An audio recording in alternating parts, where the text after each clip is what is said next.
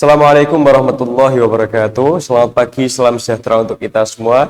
Yang terhormat Bapak Ibu Dewan Juri serta hadirin sekalian, saya mengucapkan terima kasih atas kesempatan yang diberikan untuk menyampaikan pandangan terkait mosi ini. Saya di sini akan menyampaikan argumen untuk mendukung mosi ini. Saya setuju dengan mosi Dewan ini akan mengenakan pajak tinggi terhadap perusahaan manufaktur yang melakukan otomatisasi terhadap sebagian besar kerjanya. Karena kita tahu pada zaman sekarang teknologi sudah berkembang dengan sangat pesat, sehingga para pengusaha memilih untuk menggunakan alat dan mesin canggih daripada menggunakan tenaga kerja manusia. Hal ini dikarenakan tingkat efektivitas alat dan mesin canggih jauh lebih tinggi dibandingkan manusia, yang hal ini disebut sebagai otomatisasi. Saya akan menunjukkan mengapa perlu mengenakan pajak tinggi kepada perusahaan yang banyak melakukan otomatisasi pada kerjanya. Sebelum itu, izinkan saya menjabarkan definisi tentang otomatisasi. Otomatisasi adalah penggunaan teknologi, mesin, atau sistem untuk melakukan tugas atau prosesnya secara otomatis dengan sedikit atau tanpa campur tangan manusia. Dalam konteks manufaktur, otomatisasi melibatkan penggunaan perangkat seperti robot, mesin CNC, atau sistem kecerdasan buatan untuk mengendalikan dan mengoptimalkan proses produksi atau operasional lainnya. Otomatisasi ini juga memberi efek domino pada banyak aspek yang ada pada perusahaan, yang mengakibatkan perusahaan bisa meraup keuntungan yang jauh lebih besar daripada sebelumnya. Maka dari itu kita harus mengenakan pajak yang tinggi kepada perusahaan tersebut.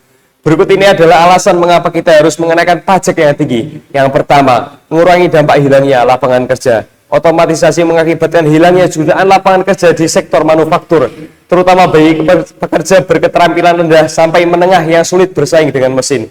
Menurut Oxford Economist, otomatisasi berpotensi menggantikan 20 juta pekerjaan di sektor manufaktur global pada tahun 2030. Ini bukan hanya statistik, tapi krisis nyata bagi keluarga yang kehilangan sumber pendapatan. Contohnya di sektor otomotif, penggunaan layar robotik yang telah mengurangi kebutuhan akan pekerjaan di lini perakitan hingga 50% di beberapa pabrik. Pajak yang tinggi pada perusahaan yang mengotomatisasi akan menghasilkan pendapatan yang signifikan untuk mendanai program pelatihan ulang atau reskilling dan pendidikan vokasi. Program ini bisa membantu pekerja untuk bertransisi ke sektor yang sedang berkembang, seperti teknologi hijau, layanan kesehatan, atau industri kreatif digital.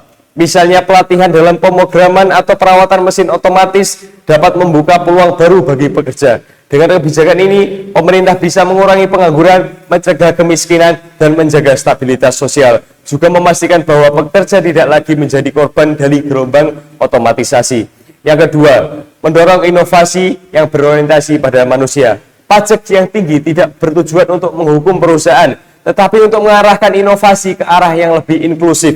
Dengan meningkatnya biaya otomatisasi penuh, kebijakan ini mendorong perusahaan untuk mengembangkan teknologi yang melengkapi tenaga kerja manusia, seperti robot kolaboratif atau cobots. Sebagai contoh, perusahaan seperti Siemens dan BMW telah menggunakan cobots untuk meningkatkan produktivitas tanpa menggantikan pekerja sepenuhnya. Cobots ini memungkinkan para pekerja untuk fokus pada tugas-tugas yang membutuhkan kreativitas dan pengambilan keputusan, sementara mesin berfokus penanganan pekerja berulang.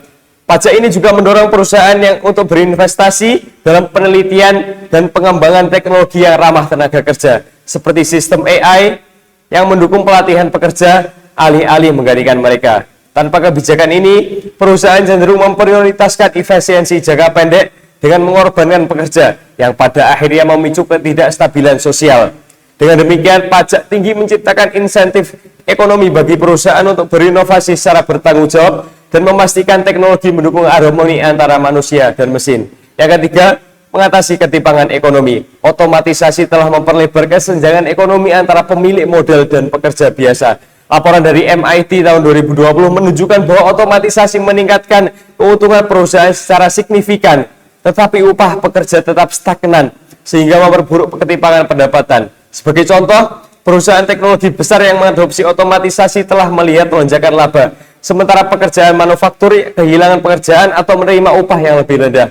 Pajak tinggi pada perusahaan yang mengotomatisasi akan menghasilkan pendapatan yang dapat digunakan untuk memperkuat jaring pengaman sosial, seperti pendidikan gratis, layanan kesehatan yang terjangkau, atau bantuan keuangan langsung bagi komunitas yang terdampak otomatisasi. Pendapatan ini juga dapat mendanai program kewirausahaan untuk mendorong pekerja membuka usaha kecil, sehingga membuka lapangan kerja baru. dengan mendistribusikan kembali keuntungan dari otomatisasi. Kebijakan ini memastikan bahwa manfaat teknologi tidak hanya dinikmati oleh segelintir elit, tetapi juga dirasakan oleh masyarakat luas.